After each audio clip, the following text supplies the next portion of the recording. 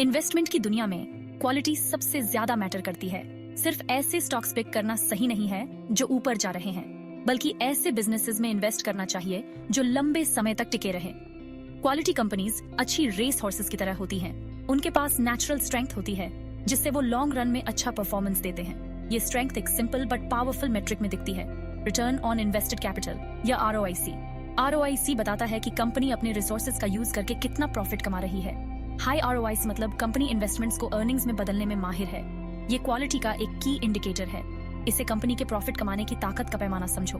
Investors ऐसी companies ढूंढते हैं जिनका ROIC हाई हो, क्योंकि ये एफिशिएंट ऑपरेशंस और स्ट्रॉन्ग कंपेटिटिव पोजीशन दिखाता है। क्वालिटी कंपनीज में इन्वेस्ट करना एक सीक्रेट वेपन की तरह है। ये कंपनीज सॉलिड फाउंडेशंस पर बनी होती हैं।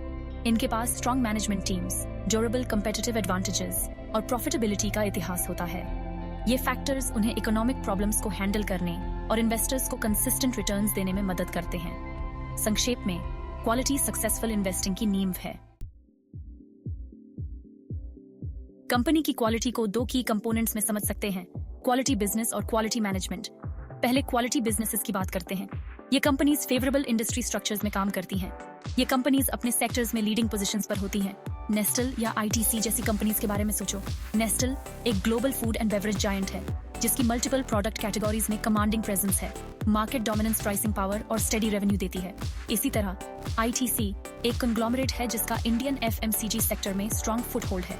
इसे डाइवर्सिफाइड प्रोडक्ट पोर्टफोलियो और एक्सटेंसिव डिस्ट्रीब्यूशन नेटवर्क से फायदा होता है। इन कंपनीज का ब्रांड रिकॉग्निशन अच्छा होता है, लॉयल कस्टमर बेस होता है और एफिशिएंट ऑपरेशंस होती हैं।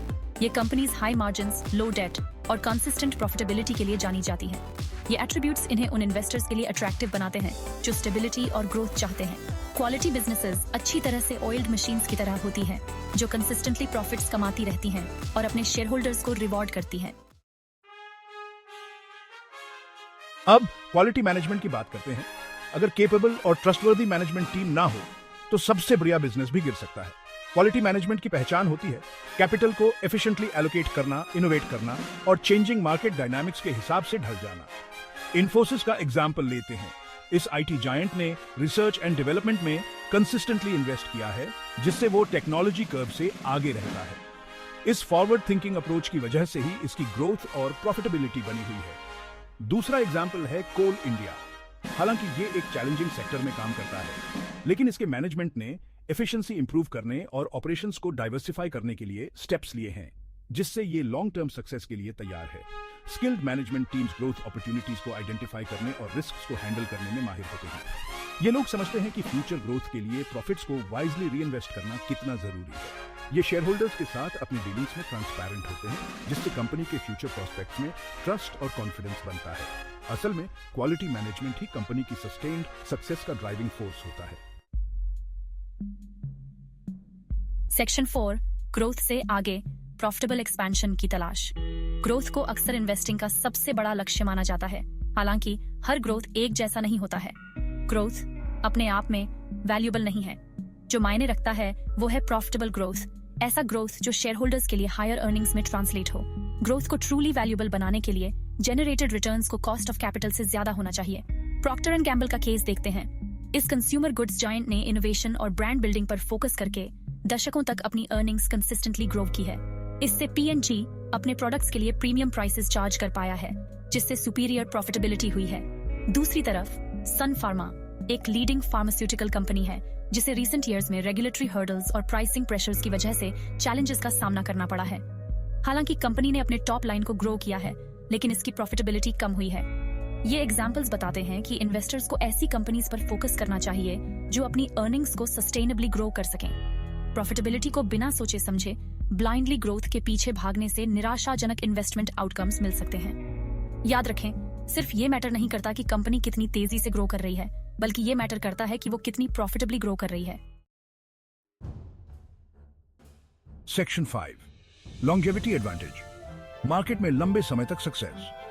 बिजनेस की दुनिया में लॉन्जेविटी इस बात का प्रमाण है कि कंपनी चेंजिंग मार्केट डायनामिक्स में खुद को ढालने और सफल होने में सक्षम है।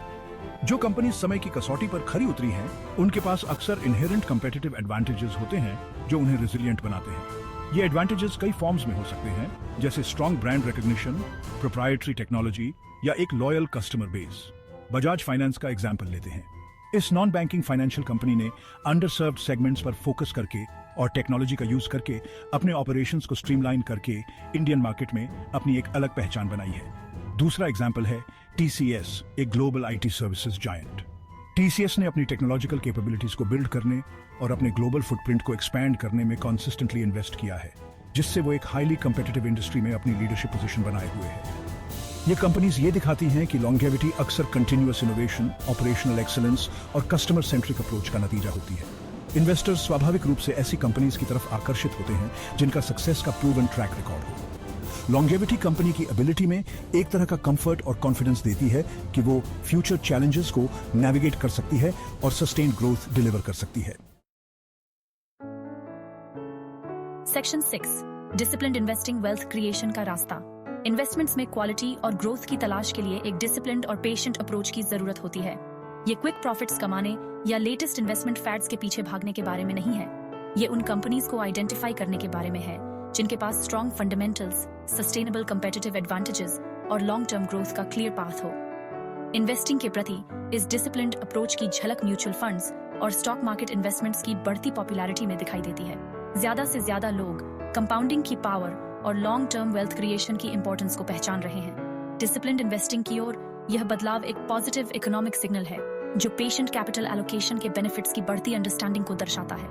स्ट्रॉन्ग ग्रोथ प्रोस्पेक्ट्स वाली क्वालिटी कंपनीज पर फोकस करके इन्वेस्टर्स खुद को समय के साथ कंपाउंडिंग रिटर्न्स की पावर से बेनिफिट होने की पोजीशन में ला सकते हैं। याद रखें, रोम एक दिन में नहीं बना था और ना ही सक्सेसफुल इन्वेस्टमेंट पोर्टफोलियोज बनते हैं। पेशेंस, डिसिप्लिन और क्वालिटी के प्रति कमिटमेंट लास्टिंग वेल्थ बनाने की नींव है।